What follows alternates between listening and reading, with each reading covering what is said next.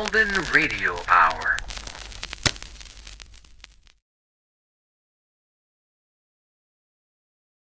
Petri Wine brings you Basil Rathbone and Nigel Bruce in the new adventures of Sherlock Holmes.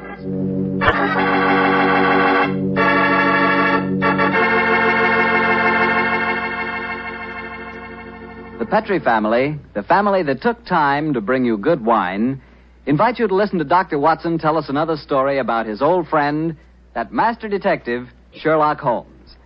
And incidentally, I'd like to tell you about a swell American custom. The custom of serving sherry wine just before dinner. Petri California sherry. You know, especially when you have guests, while you're waiting for that call to the dinner table, there's nothing better than a good glass of that good Petri sherry. You don't need fancy glasses for Petri sherry. No, sir. That wine tastes good out of any glass. And it looks good, too. Beautifully clear and the color of precious amber. Just try that Petri sherry and you'll feel like smacking your lips after every sip. Oh, and say, Petri makes two kinds of sherry. The regular sherry and Petri pale dry sherry. Just to make sure you get perfect sherry for the whole family, don't buy one, buy two. But do be sure the sherry you buy is Petri sherry. Petri, the proudest name in the history of American wines.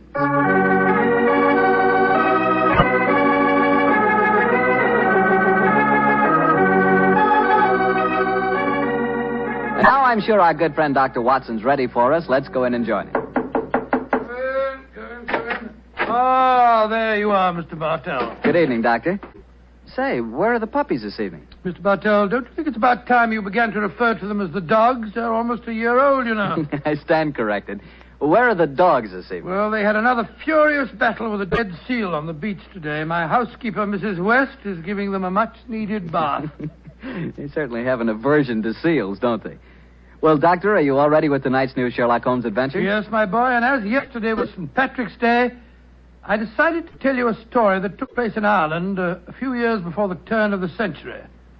I imagine that you've heard of kissing the Blarney stone, haven't you? Oh, yes, Doctor, though I've never understood exactly what it meant. Well, let me explain it to you, because the ceremony plays a very important part in the story tonight. Blarney Castle is an imposing 15th century ruin a few miles outside the town of Cork. The castle is many stories high, and in the foremost tower, the famous Blarney stone is situated. What's supposed to be the point of kissing it, Doctor? The stone is considered a powerful talisman, and the legend runs that whoever kisses it is endowed with eloquence for life. Say, Doctor, if I ever get over to Ireland, I'll certainly kiss that stone. But you're such a storyteller yourself, Doctor. I bet you've kissed it, huh? No, Mr. Bartell. I'm afraid I never had quite enough courage. Courage? Ooh, why does it need courage, Doctor? Well, because the Blarney stone is set in a most inaccessible position on the outside wall. To kiss it, it is customary to lower the candidate for eloquence over the rampart, head foremost, with a friend hanging onto his heels. From the top of a castle? It does sound dangerous, Doctor. Oh, it was, my boy, so much so that in recent years a great row of iron spikes was put round the parapet to prevent an accident. Though, of course, at the time tonight's story took place, there was no such guard. And I have a feeling that an accident did take place, Doctor? No, Mr. Bartell, let me tell you the story from the beginning.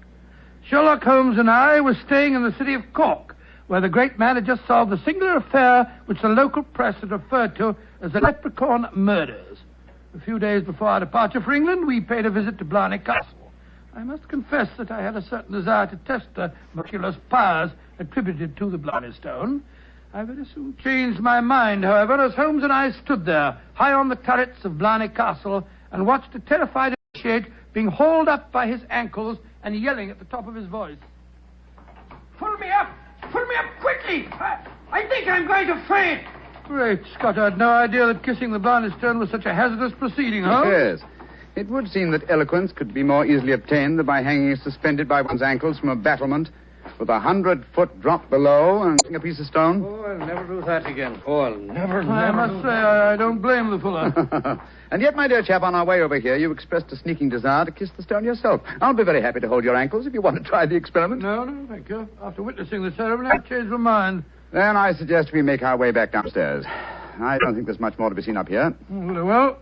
By the way, Holmes, do you know the origin of the superstition regarding the Blarney stone? Yes, I do, old chap. The stone was, the story of the stone dates back to the middle of the 15th century. A certain Cormac MacCarthy, called the Strong, a descendant of the ancient kings of Munster and builder of this castle, chanced one day to save an old woman from drowning. In her gratitude, she offered Cormac a golden tongue, which would have the power to influence men and women, friends and foes, as he willed.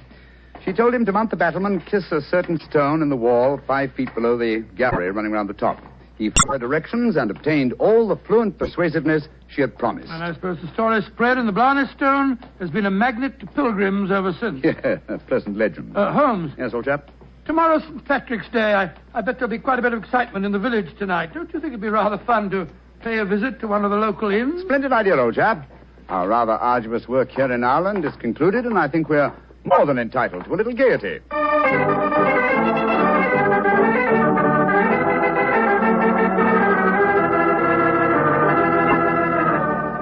In Dublin's fair city, the girl so pretty, 'twas there that I first met sweet Molly Malone. She wheeled her wheelbarrow. Charming, quite charming. A waiter and singing at his work. Singing very well, too. Just the same, I wish someone would come and take our order. Oh, there's a barmaid. I'll see if I can catch her eye. Hi, Miss. Would you gentlemen be after wanting something? Yes, my dear. My friend and I would like a little refreshment, and what would you suggest? What would I suggest, Your Honor? Oh, begorra. There's but one drink a gentleman like yourself should be after pouring down you, and that's the cream of Connemara. Whiskey that'll soften your heart and make you glow with a good feeling, so that the little people will be after visiting you. It sounds delightful. Bring 2 glasses, will you? Yes, Your Honor. Yes, Your Honor. I must say I never heard an English barmaid go into such rhapsodies over a nip of whiskey. No, the Irish are distinctly more colourful in their speech. It's an interesting fact, though, Watson, that the Irish are curiously unrewarding in the criminal world. England, Scotland, America, Australia have all produced classics of crime, but the Irish murders, almost without exception, have been purely physical, affairs of hot blood. You say that rather regretfully, Holmes. No, my dear chap, no. Miss Watson, look at this rather florid-looking gentleman coming towards our table. Looks to me as if he's a little under the weather. You fellas have got to have a drink with me. Oh, thank you, sir, thank you, but we've just ordered one. Well, you've got to have it with me. I went to the races at Cork today and made a killing. I'm going to buy all the drinks here tonight. I'm afraid that... Nothing to be afraid of. I'll sit down with you for a moment. There. My name's Hankin, Geoffrey Hankin. What's yours? Mine is Holmes, and this is my friend, Dr. Watson. How do you do, sir? How do you do? Your Honors, that'll be 1 and 6. Here, I'm paying for these here. Half a crown, and you can keep the change. Oh, blessings on you, Your Honor. Oh, well, if you insist on paying for our drinks, Mr. Hankin, here's your very good health. Yes, indeed. You're both English, aren't you? Yes, sir? So am I, and it's certainly a relief to hear an English voice again. Oh, you don't like the Irish lilt, sir? Can't bear it. Personally, I find it rather charming. Yes, indeed, so do I. Well, you wouldn't if you had to live with it all the time. Sometimes I think that if I hear one Irish tenor singing Molly Malone or one more reference to the little people, I shall be raving mad. You live in Ireland, sir? Yeah, I have to. I own a half interest in the Tweed mill here, you see. In any case, my wife's Irish and she thinks there's no other country in the world, so I suppose I'm stuck here. See that couple sitting at the table over there? You mean the fellow with the very beautiful girl? Yes. Man's Michael Corcoran, my partner. Oh, the girl's absolutely ravishing. You'd like to meet her? I'd like to, by George, yes. What do you say, Holmes? Oh, very well, Watson. The combination of my natural curiosity and your taste for a pretty face would seem to suit the occasion admirably.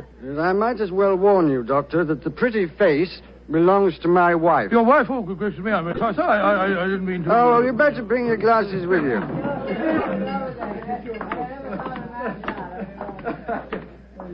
Molly, my dear, I want you to meet 2 English friends of mine, Mr. Holmes and Dr. Watson. How do you do? How do you do, Mr. Holmes, Dr. Watson? Won't you sit down and join us? And this is my partner, Michael Corcoran. How do you do, Mr. Corcoran? How do you do, sir? I'm glad to meet you. Please be seated, gentlemen. Are you visiting here in Cork, Mr. Yes, Holmes? Mrs. Hankin, but we're returning to England in a few days. You've been to Blarney Castle, I hope. Oh, yes, we were there this afternoon. And did either of you have the courage to kiss the Blarney stone? No, we didn't. I'm afraid it's an athletic feat that's beyond me. It's a lot of rubbish, that's what it is. Kissing a slab of stone. Have you the courage to do it, Geoffrey? Well, of course I have, but I don't want to make a fool of myself. Where's the barmaid? Kathleen. I'll make a wager, Geoffrey, that you haven't the courage to kiss the stone. How much will you bet, Michael? I'll wager a £10 note on it. It's a bet, and you fellas witnessed it. I'll kiss the Blarney stone at noon tomorrow, and you'll be £10 the poorer, Michael. And I suggest that Mr. Holmes and Dr. Watson be present as well. They can act as referees. Jeffrey, dear, don't get so excited. Well, I don't like it when Michael suggests I don't have courage. You want some more drink, Mr. Henkin? Yes, all of us want some. No more for me, thank you, Mr. No more for And me, I thank think you. you've had enough, Jeffrey. Don't tell me when I've had enough, Molly. In Dublin's fair city, the Oh, girls no, are so not that pretty, filthy 'twas song. there Yes. I Firstly, first Mr. Hankin, met I find with the traditional Marie Irish melodies quite Malone. beautiful. And I find them Wheels the revolting. wheelbarrow through- Stop! Jeffrey, quiet. Would Your Honor be wanting me to sing another song? My honor would like you to shut up that filthy caterwaul. Really, sir, really, I call Jeffrey. that most uncalled for. Sean, please go on with your singing. In Dublin's fair city... You heard me, you great bog-trotting gaffoon. I said shut up, and I meant shut up! Jeffrey, I'm leaving here at once. Michael, please to take me home. It'll be my pleasure, Molly. You're an ugly man, Mr. Henkin. Knocking down poor Sean when he was singing just like a bird. Oh, the devil with him, and all of you. No Irishman will be after forgiving you for this night's work. No, not the little people of old Ireland either.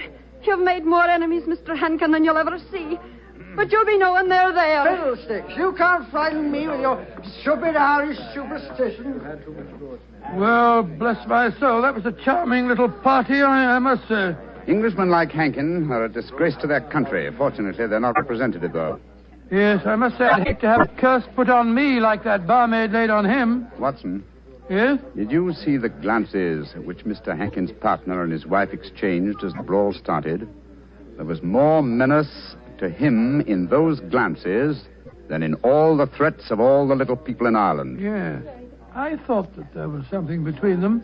I say, Holmes, that bet about Hankin kissing the Blarney stone at noon tomorrow, do you suppose... I shall suppose that- nothing, old fellow. But there are forces at work here that I don't like. I think, Watson, that you and I will be at the Blarney Stone at noon tomorrow. It's possible that the bet made tonight is all part of a definite plan, and I have a feeling that the bet is still on.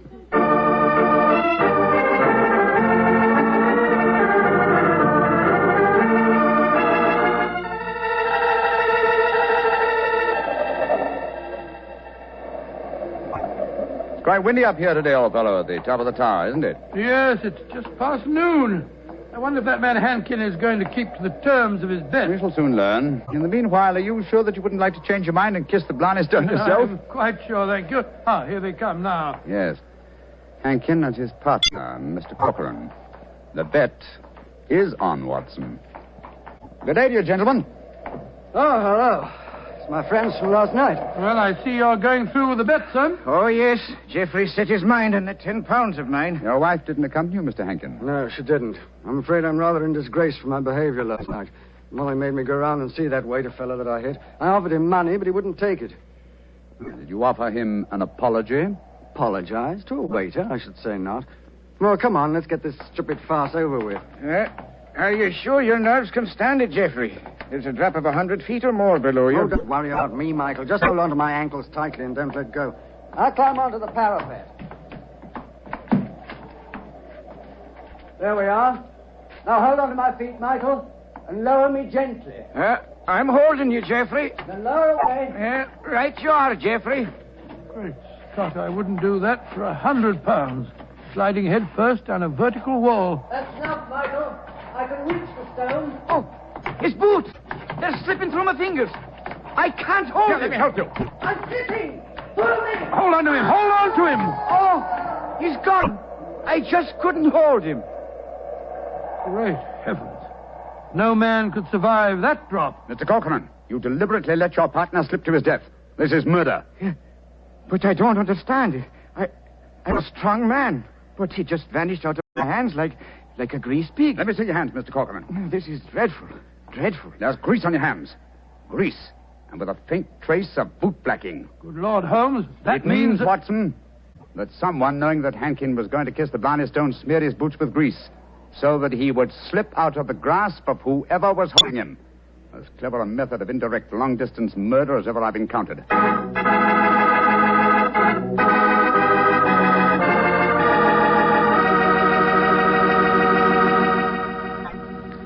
You'll hear the remainder of Dr. Watson's story in just a second, so I'm going to remind you that Petri California Sherry is not only wonderful before dinner, but it's good almost any time. If you had to choose just one wine for almost any occasion, that wine would be Petri Sherry. Petri Sherry is a perfect wine to serve in the afternoon or in the evening. It's good before dinner, yes, but it's swell after dinner, too. In fact, with a bottle of Petri Sherry on your shelf, you've got practically a small-sized wine cellar. So get a bottle of Petri Sherry soon. And remember, you can't miss with any wine that has the letters Petri on the label, because all Petri wine is good wine. Well, Dr. Watson, this is quite a story you're telling us tonight. What happened next? I suppose you went down into the castle grounds and looked for the dead man's body? Well, we tried to, Mr. Bartell, but the authorities were curiously uncooperative. They refused to let us search, insisting that the police be called first.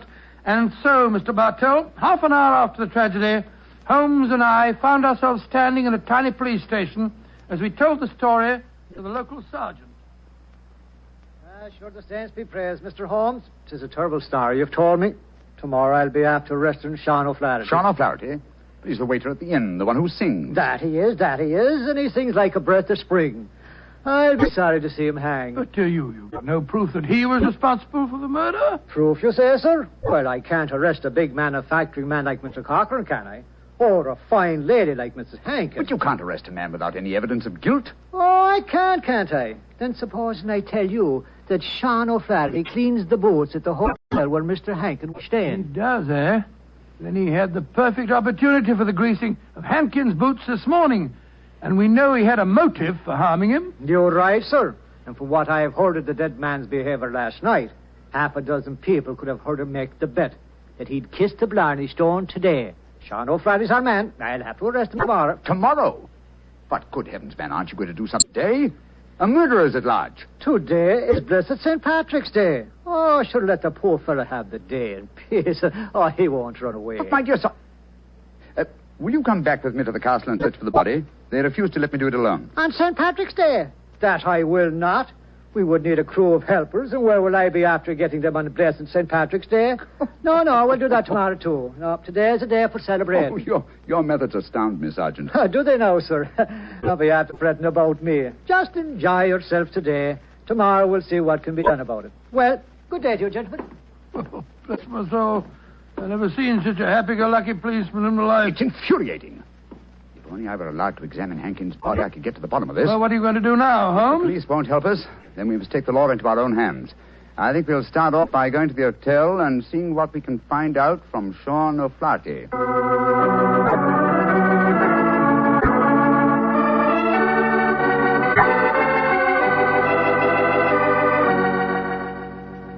I was going to Blarney a day, I well remember, for to view the lads and lasses on the 5th day of November with a murring do a day and a murring a do a daddy. Oh, your honors would be after speaking to me, Sean O'Flaherty, perhaps? Yes, Sean. Did you know that Mr. Hankin, the man who struck you last night, was dead?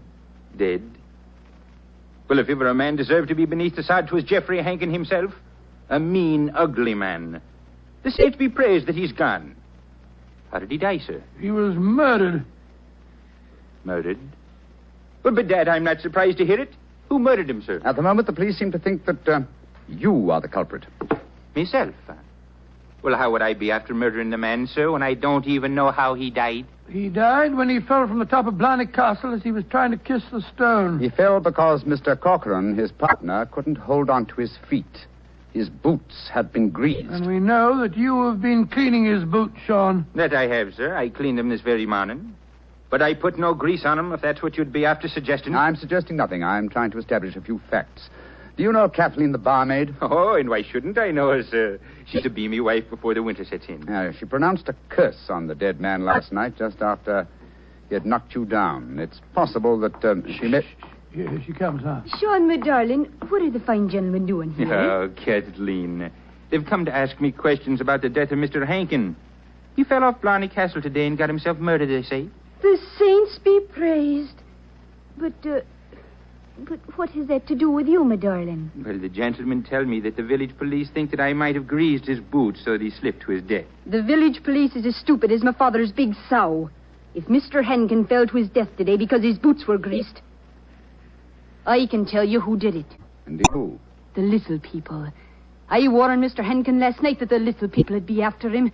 He insulted the Irish. Oh, come, my dear. You don't seriously expect us to believe in the little people? And why not, Your Honor? We have them here. Oh, there are those that say the fairies all be dead, but I know different. I've seen them. When I was a slip of a girl, close to where I lived, there was a rath. That's a fort, you know. And the rath was a fairy's fort. We never dared touch it with a spade or cut down a tree growing on it or carry away a stone. We'd put our ear to the ground at night and we could hear the fairy music rising up from under the ground. Ah, they're gentle people. Most of the time. But they'd grease the boots of a man like Mr. Henkin if they didn't like them. That they would, Your Honor. Holmes, I'm certain that we're wasting our time here. I feel so, Watson. You get the whole thing turned on the greasing of those boots. If only I could have the boots in my hands. If only I could make laboratory tests. But until that dolt of a police... But of course! I have it, Watson. You have what, Holmes? The answer, I hope. Get hold of Mrs. Henkin and Mr. Corcoran. Have them meet me in the Blarney Stone Tower in half an hour. And you, where are you going? To the police station to try and convince the sergeant that even though it's St. Patrick's Day, it's his duty to help me trap a murderer.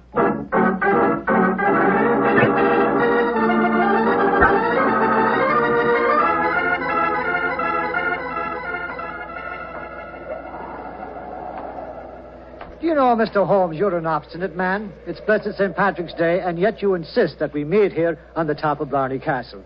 What do you think you can prove? Who murdered Geoffrey Henkin? Yes, but why do Molly and I have to be here? Yes, Mr. Holmes. And poor Geoffrey's body's still lying somewhere below us. Mrs. Henkin and Mr. Corcoran, I asked Dr. Watson to bring you here for a good reason, I assure you. You ready, Watson? Quite ready, Holmes. Good. Sergeant. Yes, sir. You asked me why I've assembled the three of you here. I'm going to reconstruct the crime. I shall play the part of the victim. My friend Dr. Watson will represent you, Corcoran.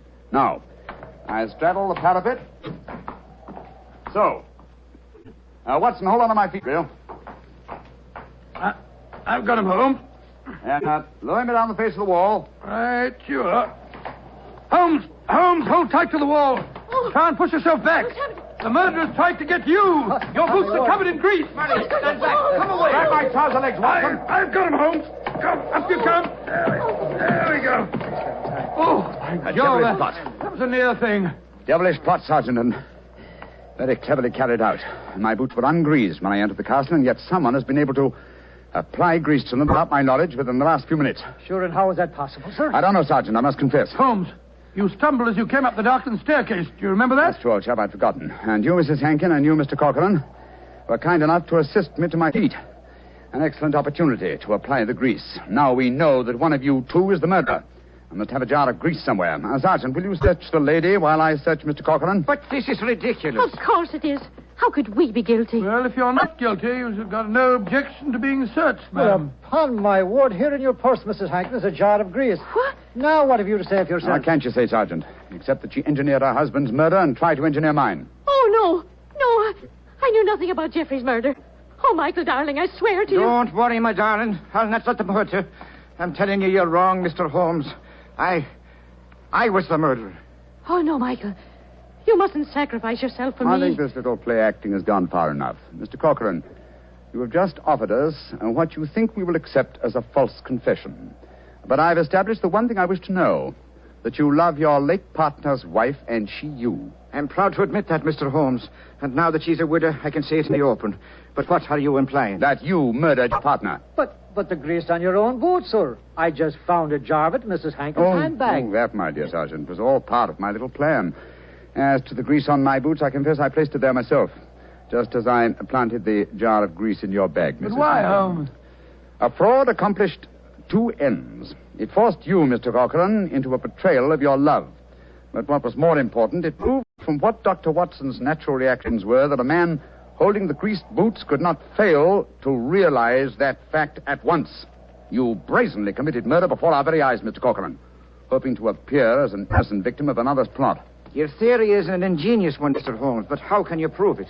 I can claim that my hands are unusually insensitive, not the delicate fingers of a doctor like your friend. Yes, he's right, sir. How can you prove it? When, with your kind cooperation, Sergeant, we find the body of Mr. Hankin and examine it, I shall study his boots. If the grease was applied at the hotel, as it would have been if Sean O'Flaherty had done it, the boots will reveal dust from the walk here. If there is no dust, the grease must have been applied as you grasped your partner's boots with grease-smeared hands, Mr. Corcoran. You should know best what my test Grab him, reveals. Sergeant. Grab him. He's come back heading here. for that Come back parapet. Oh, Michael, don't! Please don't! Goodbye, Molly, me darling. No! Great Scotty. He jumped off the parapet. Now, Mr. Holmes, you can see that I was right, sir. Wasn't I? What do you mean, Sergeant? In waiting until tomorrow to get the search party. Now we can be after finding both bodies at the one time.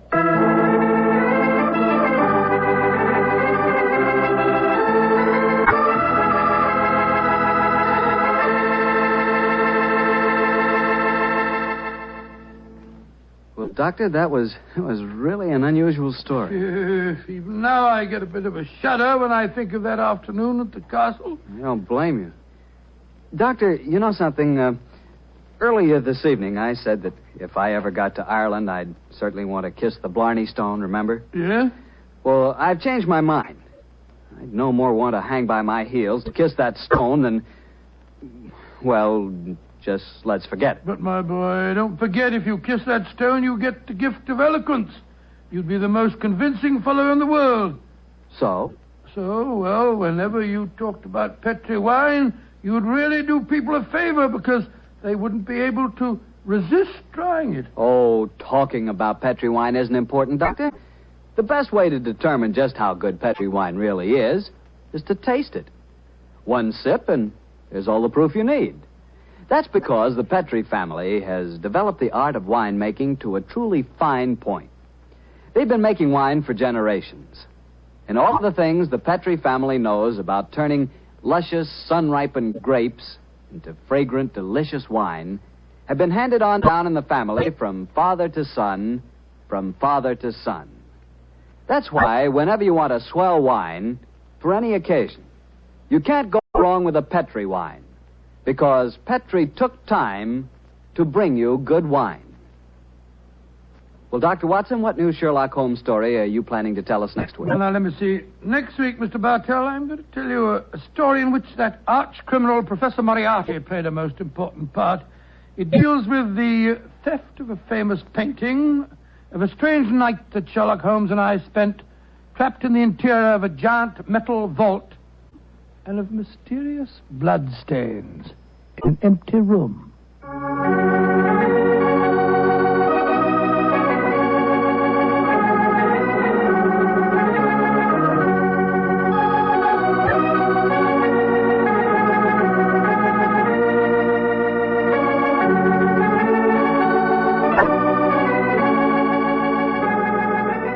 Tonight's Sherlock Holmes adventure was written by Dennis Green and Anthony Boucher and was suggested by an incident in the Sir Arthur Conan Doyle story, A Case of Identity. Music is by Dean Fossler. Mr. Rathbone appears through the courtesy of Metro-Goldwyn-Mayer. Thank you for and listening. Mr. Bruce through the courtesy of Universal Pictures. Please like where they and are now subscribe. starring in the Sherlock Holmes series.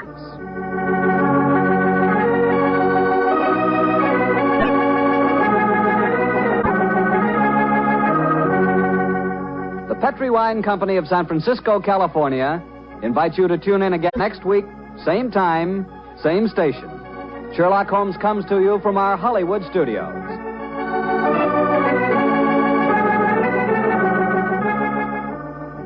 This is Harry Bartell saying goodnight for the Petri family. For a solid hour of exciting mystery dramas, listen every Monday on most of these same stations at 8 o'clock to Bulldog Drummond, followed immediately by Sherlock Holmes. This is the Mutual Broadcasting System.